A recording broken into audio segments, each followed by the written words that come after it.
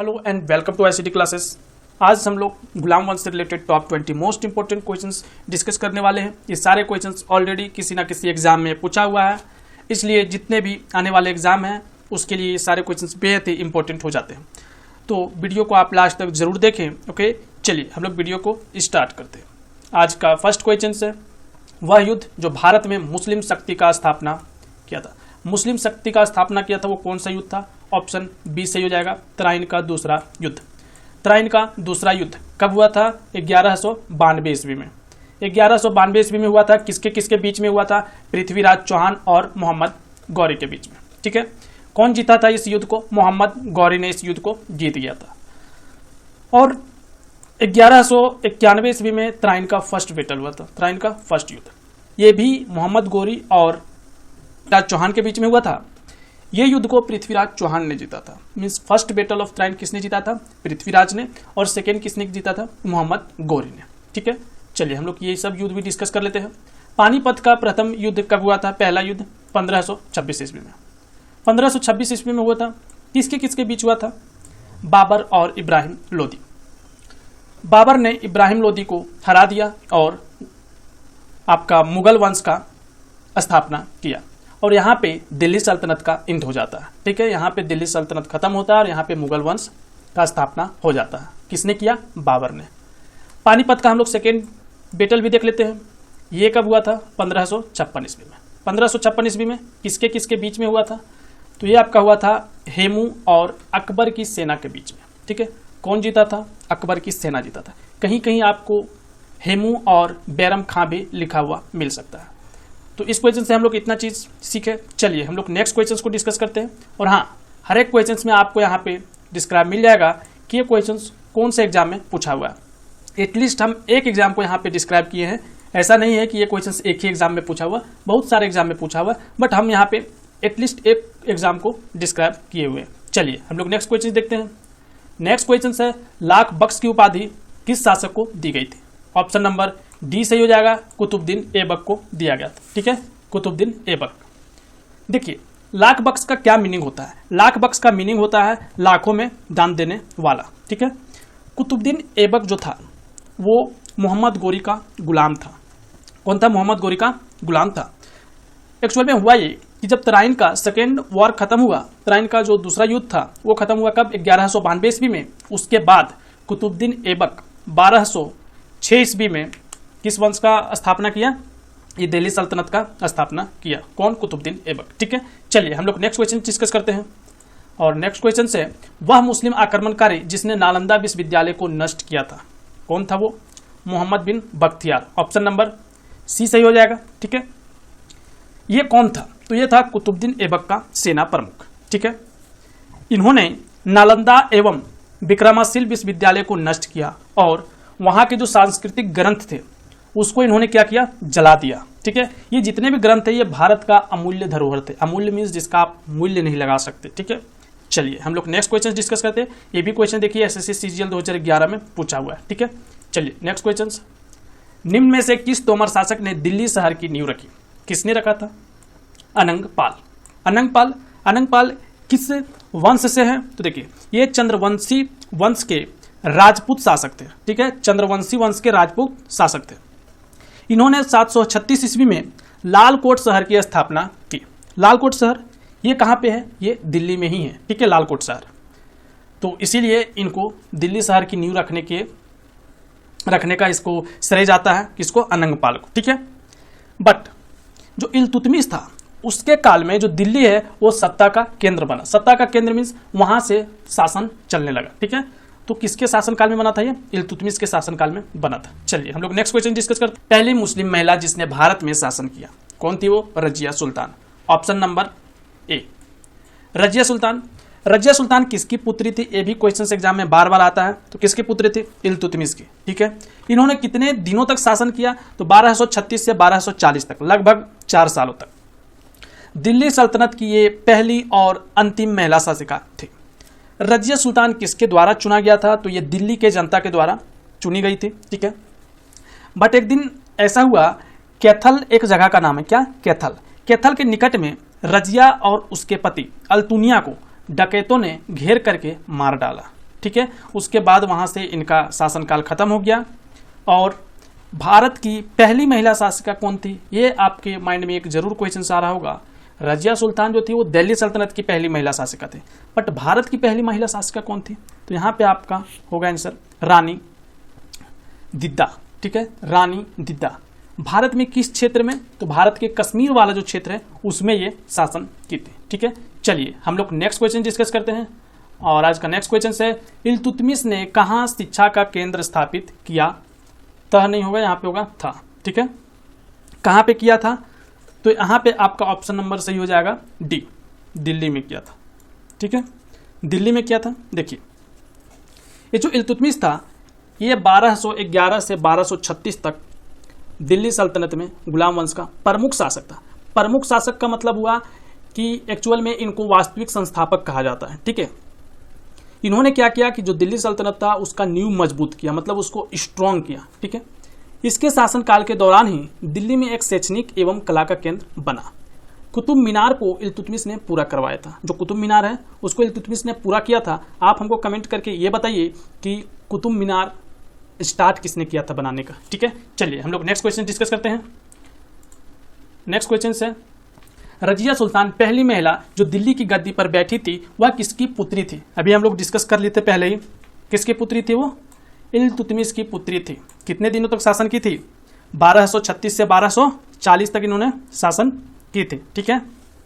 Last में रजिया सुल्तान को और उसके पति अल्तुनिया को डकैतों ने घेर करके मार डाला। उसके बाद ये इनका अंतिम यहीं पे हो गया उनका शासन का, ठीक है। चलिए हम लोग नेक्स्ट क्वेश्चन देखते हैं। नेक्स्ट क्वेश्चन है, किस युद्ध ने मोहम्मद गोरी के लिए दिल्ली पर शासन का मार्ग प्रशस्त किया। किस युद्ध ने, युद्ध का बात हो रहा है मोहम्मद गोरी, तो यहाँ पे ऑप्शन बी से हो जाएगा तराइन का दूसरा युद्ध। तराइन का दूसरा युद्ध कब हुआ था, 1192 ईस्वी में मोहम्मद गोरी और पृथ्वीराज चौहान के बीच में। किसने जीता था, मोहम्मद गौरी ने जीता था, ठीक है। उसके बाद इस युद्ध के जीतने के बाद ही 1206 ईस्वी में कुतुबुद्दीन ऐबक द्वारा गुलाम वंश की नींव रखी गई, इसी युद्ध के बाद, ठीक है। तो यहाँ पे आंसर कौन सा होगा, ऑप्शन बी। चलिए हम लोग नेक्स्ट क्वेश्चन देखते हैं। नेक्स्ट क्वेश्चन है, तराइन का युद्ध 1192 में किसने किसको हराया था। ये तो आपको आता ही होगा, इतना बार डिस्कस हो गया। 1192 का बात हो रहा है, मीन्स तराइन का सेकेंड वॉर। तराइन का सेकेंड वॉर में पृथ्वीराज ने मोहम्मद गोरी को हराया था, बिल्कुल नहीं, ये फर्स्ट में हुआ था। सेकेंड में मोहम्मद गजनी था ही नहीं इसमें। थर्ड पृथ्वीराज ने मोहम्मद गजनी को, ये भी नहीं।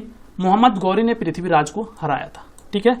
मोहम्मद गौरी और पृथ्वीराज के बीच का युद्ध था ये, तो ऑप्शन नंबर डी यहाँ पे सही जाएगा। युद्ध कब हुआ था, 1192 ईस्वी में। चलिए हम लोग नेक्स्ट क्वेश्चन देखते हैं। नेक्स्ट है, किस सुल्तान ने खलीफा से शासन का घोषणा पत्र प्राप्त किया था। कौन सा सुल्तान था वो, ऑप्शन नंबर आपका बी से हो जाएगा, इल्तुतमिश। इल्तुतमिश ही वो शासन था जिन्होंने खलीफा से शासन का घोषणा पत्र प्राप्त किया था, ठीक है। तो हम लोग इसके बारे में थोड़ा सा डिस्कस कर लेते हैं। देखिए दिल्ली के जो सुल्तान था इल्तुतमिश, इसको कब मिला था, ये 1229 ईस्वी को, ठीक है। किसने दिया था, तो बगदाद के जो खलीफा थे, ठीक है, बगदाद का खलीफा, उन्होंने ही सुल्तान का अभिषेक पत्र इनको दिया था। और जब ये पत्र मिल गया उसके बाद दिल्ली सल्तनत को स्वतंत्र स्थिति का मान्यता प्राप्त हो गया। जब ये नहीं मिला था खलीफा, उसके पहले मतलब ये शासन तो कर रहे थे लेकिन स्वतंत्र रूप से नहीं। जब इनको मिल गया खलीफा, उनका जो शासन का घोषणा पत्र है, उसके बाद ये स्वतंत्र स्थिति में ये वहां पे शासन करने लगे, ठीक है। चलिए हम लोग नेक्स्ट क्वेश्चंस देखते हैं। चांदी के सिक्के को किसके कार्यकाल में प्रचलन में लाया गया था। किसके कार्यकाल में लाया गया था, ऑप्शन नंबर सही हो जाएगा आपका बी, इल्तुतमिश, ठीक है, इल्तुतमिश। देखिए इल्तुतमिश शासनकाल में पहली बार मुद्रा को नियमित प्रचलन में लाया गया था। कितने प्रकार का मुद्रा इन्होंने चलाया था, 2 प्रकार का। कौन कौन सा, एक टांका जो चांदी का होता था और एक दूसरा था जितल जो किसका होता था, तांबा का। एक बार और सुनिए, टांका जो था वो चांदी का होता था और जितल जो था वो किसका होता था, तांबा का होता था, ठीक है। चलिए हम लोग नेक्स्ट क्वेश्चन डिस्कस करते हैं। नेक्स्ट क्वेश्चन से, दिल्ली के किस सुल्तान ने लौह रक्त की नीति अपनाई थी, ठीक है, लौह रक्त की नीति अपनाई थी, वो कौन सा सुल्तान था। ऑप्शन यहाँ पे कौन सा सही हो जाएगा आपका बी, कौन था, बलबन। बलबन इसका सही आंसर हो जाएगा।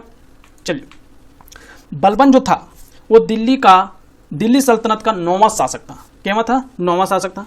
जिसका कार्यकाल जो था वो 20 वर्षों तक दिल्ली में रहा था। कब से कब तक? 1266 से लेकर के 1286 तक चला था। ठीक है, उन्होंने अपने साम्राज्य को दृढ़ एवं विस्तार करने के लिए, दृढ़ मीन्स मजबूत बनाने के लिए, उन्होंने लौह और रक्त नीति को अपनाया था। यहाँ पे एक क्वेश्चन और आता है एग्जाम में कि एक 40 सरदारों का समूह था जिसको क्या बोला जाता था? चहलगानी। 40 सरदारों का एक समूह था जिसको इन्हीं ने समाप्त कर दिया था। किसने? बलबन ने। ये भी क्वेश्चन अक्सर एग्जाम में आता है। चलिए हम लोग नेक्स्ट क्वेश्चन देखते हैं। दिल्ली का सुल्तान बनने से पहले बलबन किस सुल्तान का प्रधानमंत्री था? तो किसका था? नसीरुद्दीन का। देखिए ये कितना चालाक था वो देखिए। इन्होंने क्या किया? सबसे पहले अपनी पुत्री का विवाह करवा दिया। किसके साथ? नसीरुद्दीन के साथ। ठीक है, कब करवाया था? 1249 ईस्वी में। उसके फलस्वरूप इसको कुछ फायदा हुआ। क्या फायदा हुआ? उलूग खां की उपाधि मिल गया। एक अच्छा उपाधि था उलूग खां, वो मिल गया। दूसरा कि जो दरबार था उसमें उसको उच्च पद मिल गया, अच्छा पोस्ट मिल गया। यही वो काल था जब बलबन क्या कर रहा था? उदय कर रहा था। मीन्स वो ज्यादा अपने आप को आगे बढ़ा रहा था, इंप्रूव कर रहा था। उन्होंने क्या किया?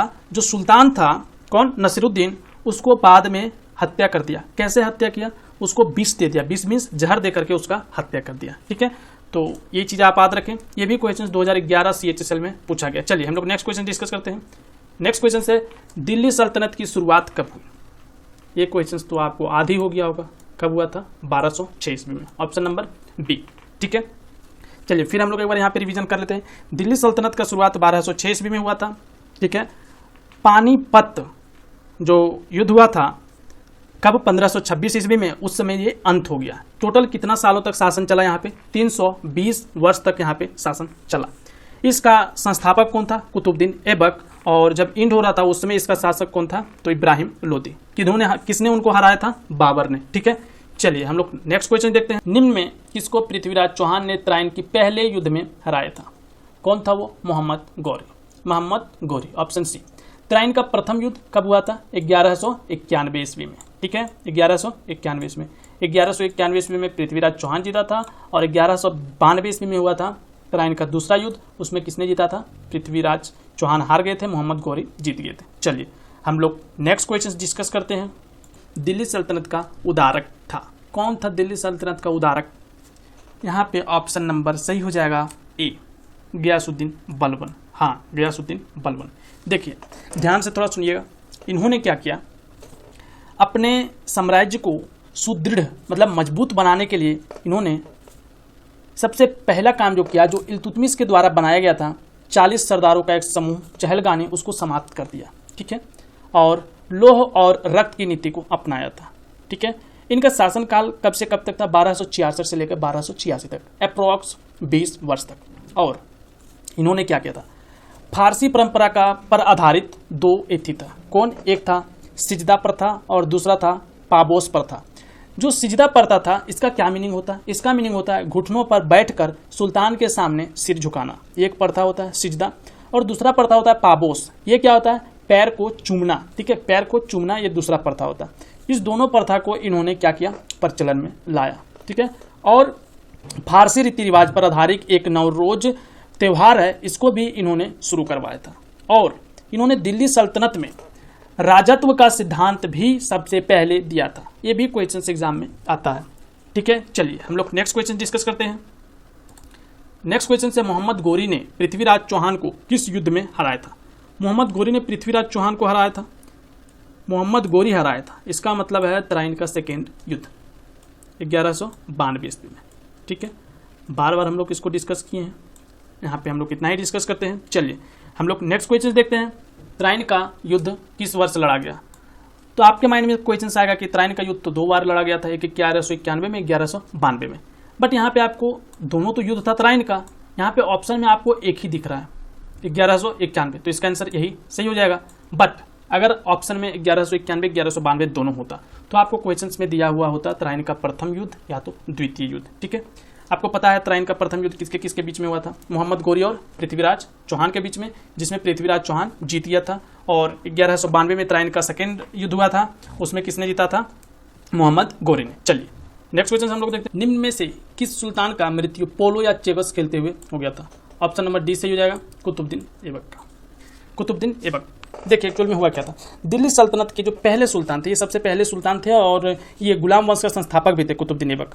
सन 1210 ईस्वी में इन्होंने चौगन खेल रहे थे, उसी के समय घोड़े से गिरकर मृत्यु हो गई। चौगन मतलब होता है घोड़े से रेस लगाना होता है, इस टाइप का कोई खेल होता है, ठीक है। एक क्वेश्चन आता है कि इनका मकबरा कहाँ है, तो इनका मकबरा कहाँ पे है, लाहौर में है।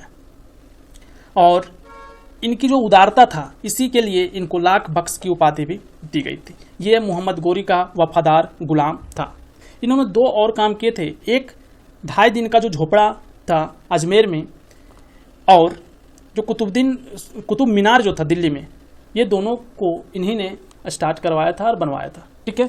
तो चलिए आज का हम लोग लास्ट क्वेश्चन देखते हैं, और आज का लास्ट क्वेश्चन है त्राइन का युद्ध पृथ्वीराज चौहान और किसके बीच हुआ था। तो त्राइन का 2 युद्ध हुआ था, दोनों युद्ध जो हुआ था वो पृथ्वीराज चौहान और मोहम्मद गौरी के बीच में हुआ था। ऑप्शन नंबर ए सही हो जाएगा। कब हुआ था, 1191 ईस्वी में प्रथम युद्ध और 1192 ईस्वी में सेकेंड युद्ध हुआ था। देखिए ये भी क्वेश्चंस 2016 का जो SSC सीजीएल हुआ था उसमें ये क्वेश्चंस पूछा गया है। चलिए तो आज हम लोग वीडियो को यहीं पे एंड करते हैं। अगर आपको वीडियो अच्छा लगा हो तो प्लीज़ वीडियो को लाइक करें, शेयर करें और कमेंट भी करके बताएं। चलिए हमेशा इसी तरह हंसते रहिए, मुस्कुराते रहिए, because everything is possible in this world. Take care and bye bye.